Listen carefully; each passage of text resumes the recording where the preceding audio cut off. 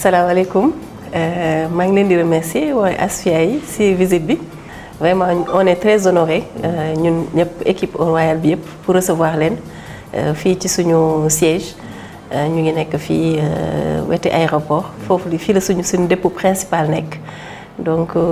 tout le service commercial administration bi et tout ñu ngi fii usine bi moom mi ngi à 60 km de Dakar donc ñu ngi leen di remercier vraiment ci visite bi. Man Khady Cissé laa tudd madame Diop donc mën naa ni je suis spécialiste sales and distribution donc vente ak distribution donc Eau Royal mën naa ni mooy troisième grande compagnie wala quatrième bu ma nekk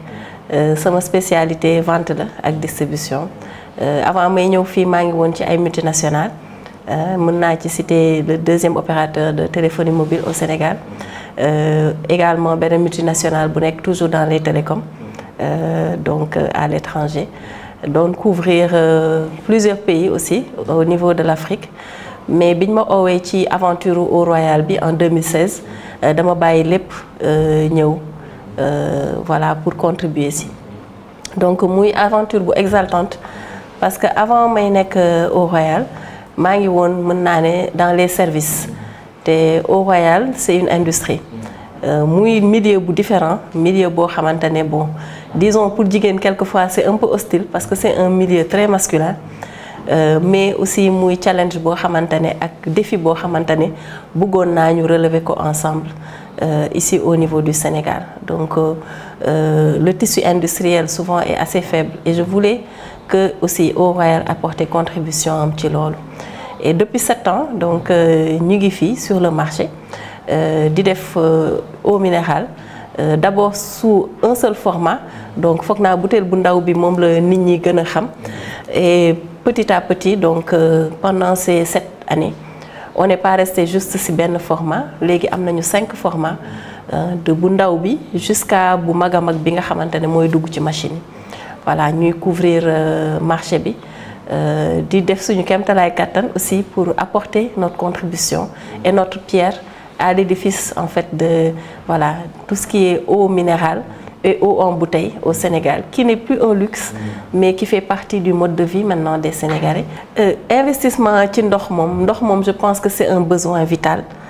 donc là où il y a pas d'eau il y a pas de vie. Et aussi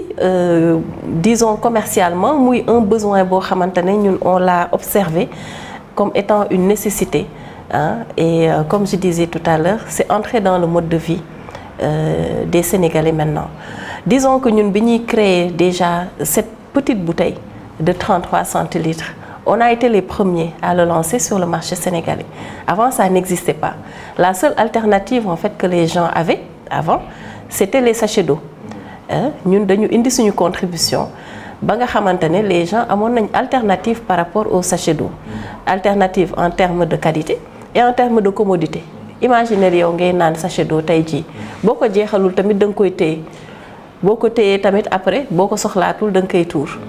te mbuus moomu tamit ngay sànni amul dara lu ñu mën a def après ak moom alors que ak bouteilles yi les bouteilles d'eau ont plusieurs vies man souvent damay dem ay xew mais doo gis bouteille bu traîner il y a toujours quelqu'un boo xamante ni ci ginnaaw dina ko récupérer am lu mu ci def bu ko ñooñu récupérer wul tamit au niveau des décharges et autres il y a des sociétés yoo xamante ni dañ koy recycler donc bouteille d'eau day créer emploi derrière parce que am na ñu koy recycler am na ñu koy ramasser ñu koy recycler am na des bonnes dames aussi ñu ciy def jus et cetera et cetera donc rien n'est perdu alors que bu dee sachet bi malheureusement après ça ce n'est plus utilisable on ne peut plus rien en faire donc loolu tamit taxoon na pousser nañu aussi ñun tamit suñu dimension entreprise ak personne responsable pousser nañu aussi ñu créer donc cette bouteille d'eau qui a été la première de ce format à ce prix sur le marché et aujourd'hui je pense qu'on ne compte plus le nombre de marques yuy def la même chose donc on est fiers en tout cas d'avoir apporté cela au Sénégal et aux Sénégalais. loolu mooy seen touche particulière. suñu touche particulière loolu la mais bëri nañ ay touche particulière ñun dañu bëri ay faibles la forme de notre bouteille c'est une forme vraiment spéciale je pense que fu ko nit gis ràññee ko ça fait partie de nos forces et tout à l'heure je le disais tantôt c'est la qualité de notre eau. hein. Donc notre eau est légère et également elle est surtout pure et riche en magnésium. Le magnésium, c'est bon pour le bébé qui vient de naître comme pour la personne âgée. Donc ça nous accompagne tout au long de notre vie et pour également ñi nga xamantane dañuy def ay activités sportives et tout, la récupération est beaucoup plus rapide. Oui, effectivement, on a des équipements au niveau de l'usine pour surveiller l'eau de la source jusqu'à la bouteille. Donc il y a des étapes de contrôle, donc avec du matériel de dernière génération qu'on utilise pour donner aux consommateurs la meilleure eau. Bon, en parlant d'innovation aussi, bon, ñun ci innovation lañ juddoo comme ni ma leen ko waxee sànq par rapport ak bouteille bu ndaw bi. Innovation yi dañ ko yóbbu ba ci cérémonie yi parce que bouteille bu ndaw bi d'habitude c'est une bouteille d'événement. Ñu gis ni que souvent nit ñi pour seen xew yi muy mariage di baptême di cérémonie bu mu mënti doon juste par exemple pour dire merci ah wala ci événement religieux yi gàmmoog yooyu dañuy soxla souvent ay bouteilles yoo xamante ne voilà dañ ciy mën a def traduire benn message ñu ne dañ jël standardisé ko nga xamante ne boo amee mariage bu la neexee bu mariage bi nekkee suba sax mën nga ñëw commander tey ñu livrer la baptême naka noonu baptême garçon baptême fille wala quelquefois juste pour dire merci lii par exemple bouteille merci la dans toutes les langues. Hein, langue locale yi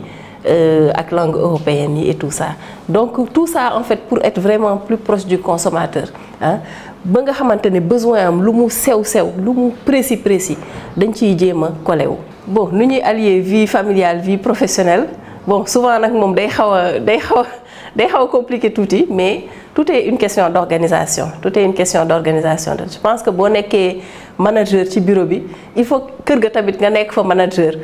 jéem a teg yëpp ci ay plan pour que mën a lépp mën a jaar yoon daal bala ngay xëy si moom xam naa di nga assuré wu lu ñuy togg ak ndax la ñu war a togg am na fa ak yooyu boo ñëwee ci bureau bi mën a tranquille et tout donc de la même façon que ni ngay amee ay bonnes ressources humaines ci bureau bi noonu tamit ngay def pour kër ga aussi ña la fa war a nekkal la fa parce que avec toute la bonne volonté du monde mënuloo nekk partout en même temps def lépp donc moo tax il faut ngay déléguer aussi. Monsieur est très compréhensif et également bon suñu góor yi tamit ba ñoom ñoo ñuy pousse je pense que fépp foo gis jigéen bu réussir souvent ci li muy def aussi am na ay góor yu nekk ci ginnaawam aussi yu koy pousse parce que ñun ñëpp benn lañ on fait un tout kenn mënul dem sans sa morom.